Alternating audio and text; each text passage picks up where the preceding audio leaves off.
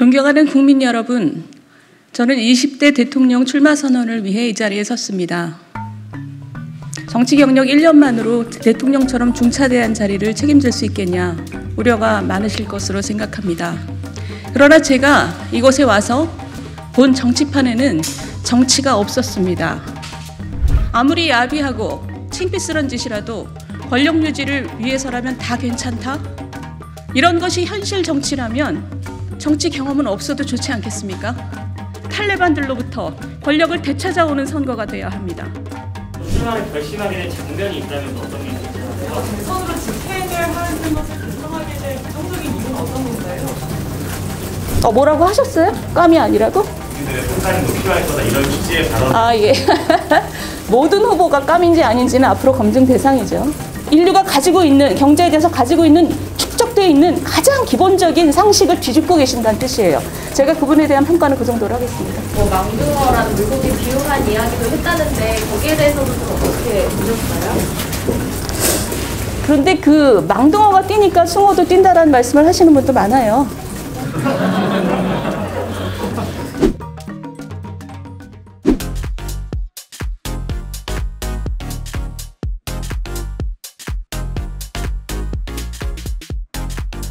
존경하는 국민 여러분, 저는 20대 대통령 출마 선언을 위해 이 자리에 섰습니다.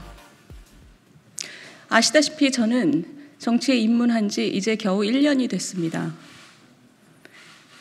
정치 경력 1년만으로 대통령처럼 중차대한 자리를 책임질 수 있겠냐 우려가 많으실 것으로 생각합니다. 그러나 제가 이곳에 와서 본 정치판에는 정치가 없었습니다. 권력을 유지하기 위한 정치 기술만 있었을 뿐입니다. 기억하시겠지만 얼마 전에 유력한 야당 후보가 부상하자 여당 대표는 뒷조사 파일을 만들고 있다고 당당하게 얘기했습니다. 초등학교 반장 선거에서도 손가락질 받을 만한 일입니다. 아무리 야비하고 창피스런 짓이라도 권력 유지를 위해서라면 다 괜찮다? 이런 것이 현실 정치라면 이런 정치 경험은 없어도 좋지 않겠습니까? 저는 정치가 원래 무엇이어야 하고 지금 무엇을 해결해야 하는지 생각과 비전을 가지고 국민들 속으로 들어가겠습니다. 저희 어머니는 낙동강변의 작은 마을에서 자랐습니다. 1959년 태풍 사라호가 한반도 남단을 강타했을 때 논밭이 모두 쓸려나가면서 저희 어머니의 꿈도 같이 쓸려나갔습니다. 진학하려는 꿈을 접고 저희 어머니는 입을 줄여야 되기 때문에 강 건너에 있는 집으로 시집을 갔습니다. 그 젊은 부부는 일자리를 찾아 서울로 상경했습니다. 4남매를 낳아 키우면서 저희 어머니는 내 자식들은 나처럼 배움을 포기하지 않도록 하겠다. 나보다 나은 삶을 살게 하겠다. 끊임없이 다짐했습니다. 저희 부모님은 그 소망을 이루었습니다. 눈부신 경제성장 속에서 산업화 세대는 자신들보다 나은 삶을 사는 자식 세대를 키워냈습니다. 나도 너희들처럼 살아보고 싶었다. 올해 80인 저희 어머니가 자주 하시는 말씀입니다. 그런데 지금 청년들은 어떻습니까? 경제가 내려앉으면서 기회가 사라졌습니다. 월급을 모아서 내 집을 마련하고 아이들 공부시키고 은퇴를 준비하는 당연했던 삶이 지금은 더 이상 당연하지 않습니다. 뛰어오를 기회가 없으니까 금수저, 흑수저 차이가 따라잡혀지질 않습니다. 이게 우리 시대의 급소이고 가시입니다.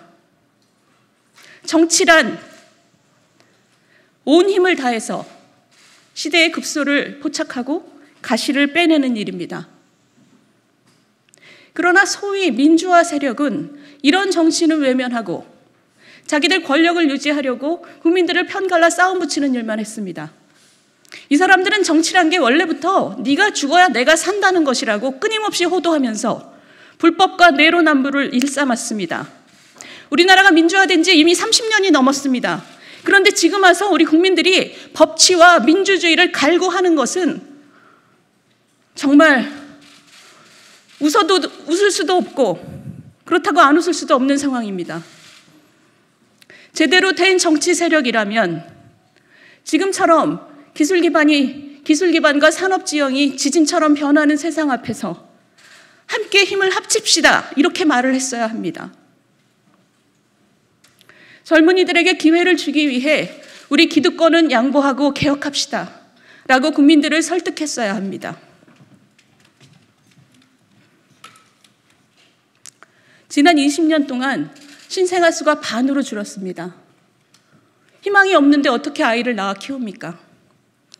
이 정부 3년 동안 전일제 일자리가 200만 개 날아갔습니다. 기회가 없는데 어떻게 희망이 있겠습니까?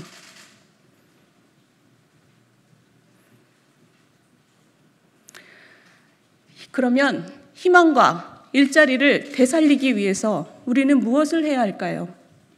경제학자로서 제가 단언컨대 투자하고 싶고 혁신하기 좋은 경제를 만드는 것 말고 다른 길은 없습니다. 그런데 그것을 하기 위해서는 그게 왜 안 되는지 우리 안을 들여다보고 뭐가 문제인지 굳은 살을 발라내고 그리고 허리띠를 졸라매야 됩니다. 그것을 개혁이라고 부릅니다. 그러나 모든 개혁은 기득권 세력과의 싸움이고 귀족 노조와의 싸움입니다. 그렇기 때문에 어려울 수밖에 없습니다. 그러나 뼈를 깎는 개혁을 말하지 않고 장밋빛 얘기만 하는 것은 정치가 아니라 기만입니다. 문재인 대통령 그리고 문재인 정권은 어떤 개혁도 하지 않았습니다. 노동개혁, 교육개혁, 공공부문 개혁 어느 하나 입에 올리고 있지 않습니다. 하다못해 곧 고갈될 것이 뻔한 국민연금도 방치했습니다. 그러면서 자기들 정권 창출을 도운 민노총 비위 맞추느라고 최저임금을 2년에 30%나 올려서 수많은 젊은이들의 일자리를 자동주문 기계로 바꿨습니다. 이 정도면 정부가 아니라 일자리 파괴범입니다. 부동산은 어떻습니까? 아파트에 대한 환상을 버려라. 그러면서 내 집 마련 꿈을 박살냈고 임대차법으로 전세도 씨를 말렸습니다. 이 정부가 근성 있게 한 것이라고는 빚을 내서 돈을 뿌리는 것뿐입니다. 대한민국 정부 수립 후 박근혜 정부까지 지금까지 쌓인 빚이 660조 원입니다. 그런데 그 3분의 2만큼을 문재인 정부에서 새로 쌓았습니다. 일자리를 파괴한 것뿐만 아니라 빚더미까지 청년들한테 안긴 것입니다. 그러니까 이 정부는 자기보다 훨씬 더한 악성의 포퓰리즘에 문을 활짝 열어줬습니다. 지금 여권의 선두주자인 후보는 가난하든 부자든 모두에게 돈을 똑같이 뿌려서 경제를 성장시키겠다 말하고 있습니다. 여러분, 우리나라 경제는 그 규모가 이미 세계 9등입니다. 그런데도 길에는 폐지를 줍는 가난한 노인들이 많습니다. 그것이 우리 국민들 가슴속에 얹혀있는 큰 돌덩이입니다. 그런데 똑같이 돈을 뿌려서 세금주도 성장을 한다고 합니다. 소득주도 성장으로 경제를 말아먹고도 얼마나 국민이 우스웠으면 이런 짓을 반복합니까? 지금은 4차 산업혁명입니다. 어떤 나라가 추락할지, 어떤 나라가 도약할지 아무도 모르는 불확실성의 세계입니다. 우리 스스로를 바꿔야 내일을 바꿀 수 있습니다. 다른 나라에 없는데, 경쟁국에는 없는데 우리나라에만 있는 규제는 다 없앤다. 우리 경제를 꽉 막고 있는 혈맥은 뚫고야 만다. 이런 마음으로 전심전력을 다해서 우리를 쇄신하지 않으면 청년들의 내일이 없습니다. 좋은 일자리가 넘치는 하이텍 제조업, 국민들의 삶을 편리하게 만드는 서비스업, 그리고 도약이 있는 스타트업, 전 세계가 동경하는 문화 콘텐츠, 그리고 그 속에서 국민들이 마음껏 뛰는 그런 희망찬 나라를 만들어야 하지 않겠습니까? 희망이 있어야 선한 영향력이 사회를 퍼져나갑니다. 내 앞이 보여야 나보다 처지가 못한 사람을 따뜻하게 배려할 수 있습니다. 공정한 룰 속에서 힘껏 뛰어본 뒤에야 100% 내가 잘나서가 아니라 운도 따랐구나, 이것을 깨달을 수 있습니다. 급소를 치료하고 가시를 빼내야 사회가 건강해집니다. 국민 여러분, 이번 대통령 선거는 너 죽고 나 죽자 정치를 끝내고 민주주의의 본질을 회복하는 선거가 돼야 합니다. 입으로만 공존을 외치면서 편가르기만 해대는 위선자들을 역사에서 몰아내는 선거가 돼야 합니다. 앙상한 이념으로 국민 삶을 망가뜨리는 탈레반들로부터 권력을 되찾아오는 선거가 돼야 합니다. 진보의 탈을 쓰고 기득권 노조의 편만 들면서 개혁을 막아서는 그런 수구 세력에게 책임을 묻는 선거가 돼야 됩니다.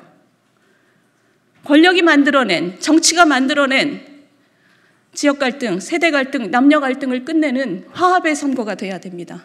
저는 비록 그것이 고통스럽더라도 한국 경제의 굳은 살을 베어내고 새로운 기회를 만들어내겠습니다. 꿈꾸면 이룰 수 있고 바라면 원할 수 있는, 바라면 이룰 수 있는 길을 열겠습니다.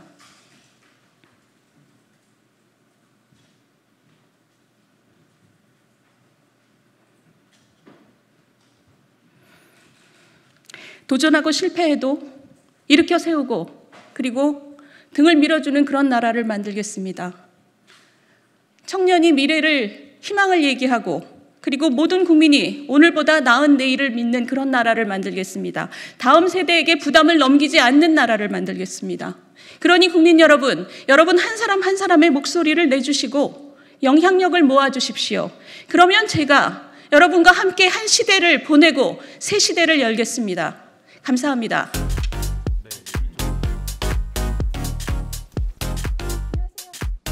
구체적으로 출마를 결심하게 된 장면이 있다면 또 어떤 게 있을지 하나 꼽아주시면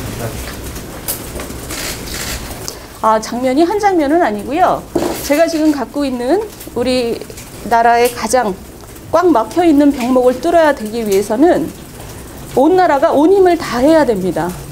그런데 이것이 대통령 선거 국면에서 너무 우선순위가 떨어진다는 느낌을 받았어요. 지금 나와 계신 후보들, 앞으로 나오실 분들이 이 문제에 대해서 정말 온 힘을 다해서 고민하고 있느냐, 그 점이 저희가 좀 안타까웠고요. 그래서 나라도 나와서 해야 되겠다 이런 생각을 했습니다. 당내에서 대권주자 중에 경제 전문가라고 하는 유승민 의원도 전 의원도 계시는데 뭔가 차별점이 있다면 어떤 게 있을까요? 유승민 의원께서 아직 본격적으로 말씀을 하시는 것은 제가 별로 들어보진 않았는데 제가 가장 집중하고 있는 것은 지금 우리 청년들의 문제입니다. 우리 청년들이 기회가 없는 것은 이 사람들에게 어떤 시혜성으로 뭘 나눠줘서 해결할 문제가 아닙니다. 청년들이 지금 원하는 것은 공정한 경쟁을 원하는 거거든요. 자기가 자기 능력을 펼칠 수 있는 장을 만들어 달라는 겁니다. 그 문제의식을 제가 가장 잘 가지고 있다고 생각합니다. 대선으로 직행을 하는 것을 결정하게 된 구성적인 이유는 어떤 건가요? 서울시장이나 당대표나 이름이 오르락내리긴 했지만 제가 잘할 수 있는 일일까에 대해서는 고민이 좀 됐었고요. 이번 대선도 사실 이번 후보들께서 갖고 나오신 얘기들이 우리 시대의 가장 중요한 얘기를, 우리 시대의 급소를 제대로 만지고 있다는 느낌을 받지 못했기 때문에 제가 결심을 한 겁니다. 이재명 지사께서는 이제 의원님 수사를 놓고 대통령 깜과 관련된 이런 발언을 중요한 거 맞더라고요. 그런 부분에 대해서 이제 의원님 생각이 좀 궁금해요. 뭐라고 하셨어요? 깜이 아니라고? 그 라디오 인터뷰에서 이재명 지사께서 이제 의원님 출마를 놓고 대통령 깜인지 아닌지에 대한 국민들의 판단이 더 필요할 거다 이런 취지의 발언. 예. 모든 후보가 깜인지 아닌지는 앞으로 검증 대상이죠. 중진 의원이 망둥어라는 물고기 비유한 이야기도 했다는데 거기에 대해서도 좀 어떻게 보셨어요? 그런데 그 망둥어가 뛰니까 숭어도 뛴다라는 말씀을 하시는 분도 많아요. 그건 농담이고, 저는 우리 당의 경선을 흥미롭게 만들고 수준을 높이는 모든 후보, 아직 안 나왔지만 앞으로 나올 후보, 또 범야권의 후보들 모두가 다 숭어라고 생각합니다. 그 안에 망둥어가 어디 있겠어요? 우리 목적은 정권을 가져오는 것이고, 그래서 나라를 더 나은 나라로 만드는 것이니까 그런 얘기는 별 의미가 없지요. 윤석열 전 검찰총장이 스파링 파트너라는 표현을 사용하셨다고 이제 인터뷰에 나왔는데요. 이게 좀 어떤 의미고 좀 다양하게 있으신 건지 좀 설명 부탁드립니다. 지금 나온 질문이랑 굉장히 비슷한 건데 저는 그렇게 믿습니다. 범야권에 있는 후보들은 앞으로 나오실 분들까지 포함해서 모두가 사실은 같은 편이죠. 모두가 모두의 스파링 파트너라고 생각해요. 모두가 모두의 단점을 보완하고 강점을 살려주는 그 과정에서 굉장히 치열한 경쟁과 논쟁을 겪겠지만 결국 큰 목적 하에서는 서로의 모두가 모두의 스파링 파트너라고 저는 믿습니다. 그런 의미에서 윤석열 전 총장님 기자회견이라든가 이런 부분을 좀 어떻게 보셨나요? 저는 윤석열 총장님 그 기자회견은 굉장히 선명하다고 봤습니다. 굉장히 자신이 왜 지금 여기에 나왔는지를 굉장히 선명하게 보여줬고, 그리고 이 정부의 무엇이 문제인지를 굉장히 잘 보여줬다고 생각을 합니다만,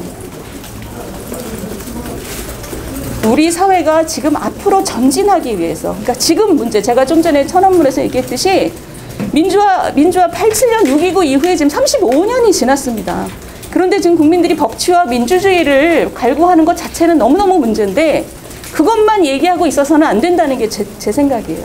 그거를 해결하는 거 너무 중요하다. 법치와 민주주의를 바로 세우는 거 너무 중요한데 정말 우리 세대의 급소가 뭐냐? 다음 세대가 자리를 못 잡고 있는 거예요. 이건 사회가 지속 가능성이 없다는 겁니다.